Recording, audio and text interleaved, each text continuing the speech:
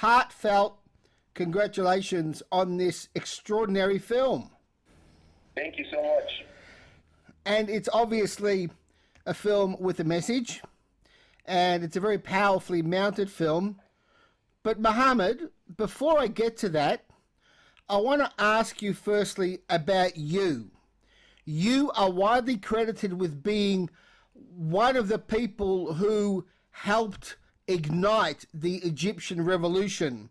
Can you put yourself into historical context for us in terms of the role you played? Well, first of all, thank you so much for having me, and thank you. I'm happy that you liked the film. I think if you liked the film because of the question you just asked me. I actually lived every moment of that film. 2011, I was one of the Egyptians who were part of the Egyptian revolution. I was lucky enough that I was on TV every day, so I became a bit famous, one of the few people who talked publicly about the revolution, and that felt like an obligation. People stopped me in the street asking me about what are we going to do next. So for 3 years, I've done nothing but being a political activist, and then eventually, and unfortunately, things went bad. What started as a unity for all Egyptians ended up with something almost like a civil war. So I stopped. There was nothing else to be done except making a film about coexistence again and reminding people what the whole revolution was about, unity and coexistence, an anti-hysterical statement in that film. And it took me another 3 years making the film, writing it, bringing characters to life, mostly people that I met through my journey. And I think that's why the film feels like an authentic scale of the Egyptian revolution, the rise and fall. And I was lucky to be in the middle, and that's why I think it feels real. Mohamed, I'd like you to, firstly, in a nutshell, describe the basic premise of the film for us, and then tell us what your intended message for the film is. Clash is about a group of people who got arrested in a day of bloody clashes between the Egyptian army and police and Islamic protesters after the ousted of the former president Mohamed Morsi, when Egyptians were killing each other in the street. So there's a police truck that arrests people, and by mistake it arrests people from all walks of life. So now the enemies are arrested in that small space, very tiny space, about 30 people inside that suffocating area, and they have to learn to coexist or they have to die. And through the journey, from the beginning to the end, you never get out of the car. Every shot is inside the car.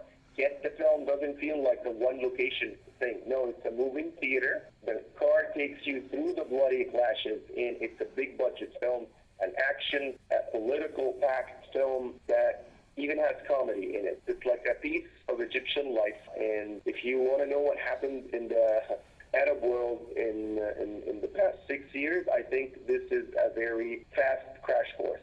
The film has some wonderful moments of humor in it, and it's pretty clear that it is promoting the idea of peace and coexistence and respect for other people, yet there is also a pessimistic tone to the film. Is that pessimism intended to reflect the current state of Egypt? That's a very good question, because yes, the film reflects how Egypt today is. Definitely after 6 years of fighting, 6 years of revolution, an economical crisis, there's a pessimism in the air, and everyone doesn't know how the future is going to unfold. Especially when people are hating each other, people are killing each other. Right now, the situation has changed. Like, people don't kill each other on the street like you see in the film, but people hate each other. And there's the idea of coexistence is just like refused by the majority of Egyptians from every side. So that's what the film is talking about. If we kept going in that direction, it's very hard to go to a good place. So I think the only solution to be on the right track is to accept coexistence. You never heard about a country going forward with only a percentage of it, with excluding a big percentage of it, like 1/3 or whatever. So there's no way to move on without that. And without that, Without coexistence, definitely pessimism stays on. Now, I could easily ask you some questions about the impressive production logistics that went into this film, and they're very obvious, staging these huge scenes and then shooting them from inside a car. But rather, I want to ask you about the kid's t-shirt. As a director, you could have put anything you wanted on that kid's t-shirt. You chose SpongeBob SquarePants. As a filmmaker, as a storyteller, why did you choose that character? That's a funny question. Everything on everyone's shirt, the socks were chosen, particularly for every single character. Every prop reflects who the character is, and sometimes the absurdity of the situation. Like in that case, when we put the SpongeBob, in a way, it's just like we're making fun of the whole situation, and we're reminding everyone that this kid is a kid, and although he talks about politics and killing people, he's still a kid. On the other hand, I want to remind you of something else. When they fight about a fart, this is the absurdity of the situation. They're not really fighting about anything. It's nothing. And I keep reminding you of the absurdity of everything, of the whole situation, with small, minor details like these. You obviously want this film to change minds, as is the case with your previous films. I just want to know about your views on the power of cinema. I'm someone who actually learned my English from the movies. This is how powerful the movies are. It made me want to go to the U.S. when I was like a kid watching blockbuster films. And growing up, I loved films, and eventually I made films. And I was lucky enough to make, 6 years ago, I made a film called Cairo 678, and it was about sexual harassment in Egypt. And a month after the film was released, they changed the laws of sexual harassment in Egypt. And ironically, when the film premiered, Egyptians thought this is just like a mere exaggeration, and it's not real. And when the film kept repeating, playing on TV now, 6 years later, every Egyptian knows that this is something real. So actually, I experienced the power of cinema myself in a previous film. Now, making Flash, almost the same thing happened again. When the film premiered in Egypt, most of Egyptians attacked the film. They didn't like the message of coexistence. It's very hard to accept coexistence in the time of fighting, in the time of killing, when the wounds are fresh. So, but I'm hopeful that what happened to 678 happens to Flash, and it starts changing people, one screening at a time. But I've experienced, you're talking to someone who's a believer because it happened to me. I'm a testament to that. My previous experience tells me that you can change the world by films. But what is it, do you think, about the power of cinema and of a dramatized film? You could have written a book, you could have written a poem, you could have written a play, you could have done some work of art, you could have done a documentary, but you've done a fictionalized film. You expect that to have the maximum impact. What is it about that form that you think has it over those other art forms? That's a very, very important question. And cinema, I think, is the only time when a human being can experience other people's experiences.